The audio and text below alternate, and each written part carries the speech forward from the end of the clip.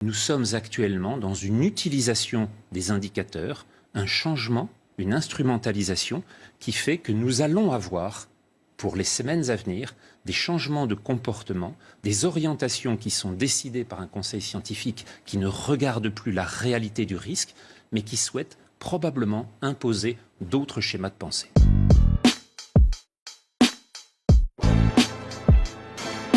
Expliquez-nous, est-ce qu'on doit parler de rebond de l'épidémie, de frémissement ou de deuxième vague? Parmi tous les chiffres que vous avez montrés, ceux qui sont importants sont les 3 derniers sur les 4. Et la communication n'est faite que sur le premier. Pourquoi ? Parce que l'essentiel dans une pandémie est de savoir le nombre de morts qu'elle entraîne. Et de savoir également le nombre de cas sévères, le nombre de patients hospitalisés, en particulier en réanimation.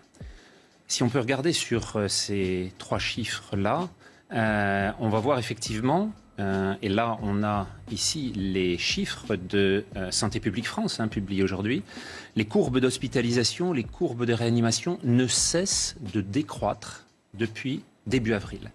Et plus encore, le chiffre du nombre de décès totaux, quotidiens, chaque jour en France, que ce soit ceux des patients hospitalisés ou ceux des patients en maison de retraite et en EHPAD, ne fluctue pas depuis plus de 4 semaines maintenant, et il est à 99% de ce qu'a été le chiffre maximal le 6 avril. On voit donc que cette réduction de 99% n'a entraîné aucune accélération ni en avril, ni en mai, ni en juin, ni en juillet. Aucun des événements qui annonçaient une deuxième vague ne s'est trouvé vérifié.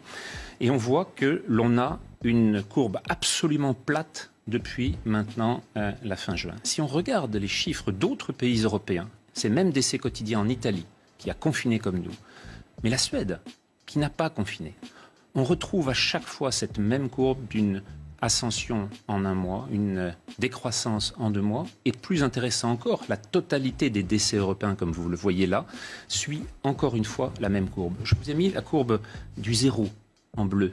Vous voyez qu'aujourd'hui même, un événement particulier vient de se trouver confronté dans un accident statistique, c'est celui de 5000 décès qui ont été enlevés du décompte par les statisticiens britanniques, qui ont considéré que 5000 personnes parmi eux avaient été comptées en excès. Sur 45 000 décès, ça fait donc plus de 10% qui se trouvent soudain retirés de la statistique.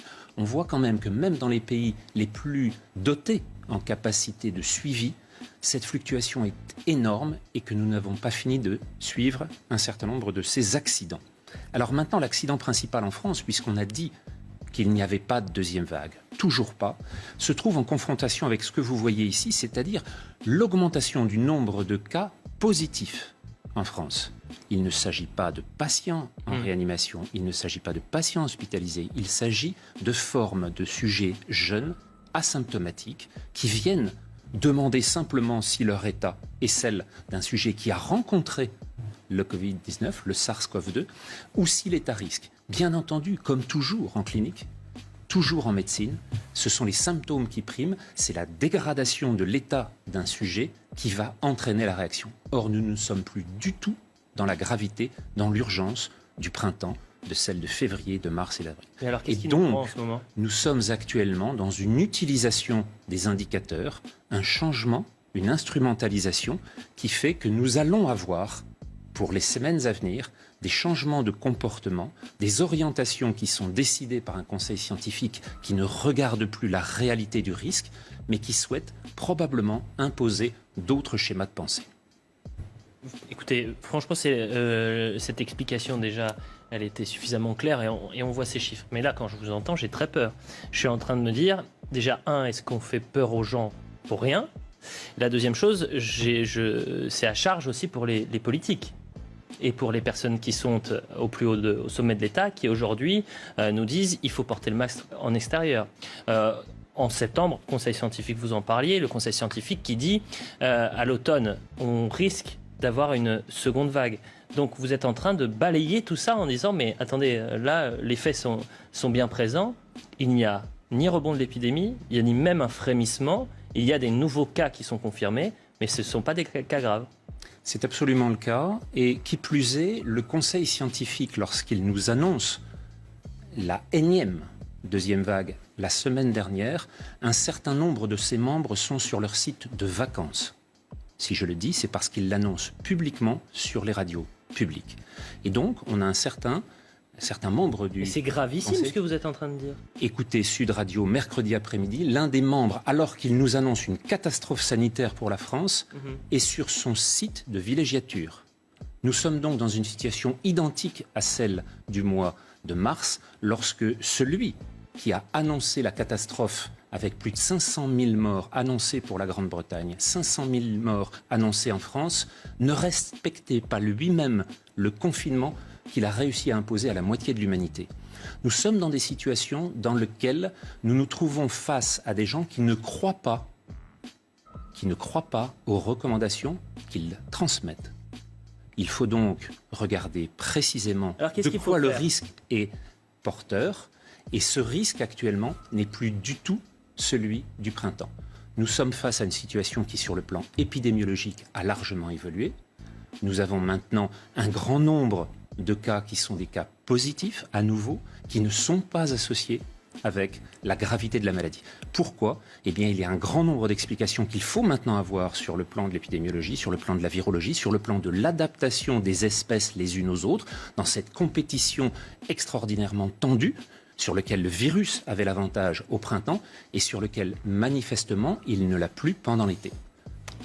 Je me tourne vers vous. Merci en tous les cas, professeur Jean-François Toussaint. Je rappelle que vous êtes professeur de physiologie et directeur de l'IRMES. Ça fait maintenant un peu plus de 6 semaines que quotidiennement on parle de ce rebond potentiel de l'épidémie. On s'alarme ces derniers jours. On a quoi ? Peut-être une dizaine, voire une vingtaine de scientifiques qui viennent sur ce plateau. Vous êtes le premier aujourd'hui qui arrive et qui nous dit...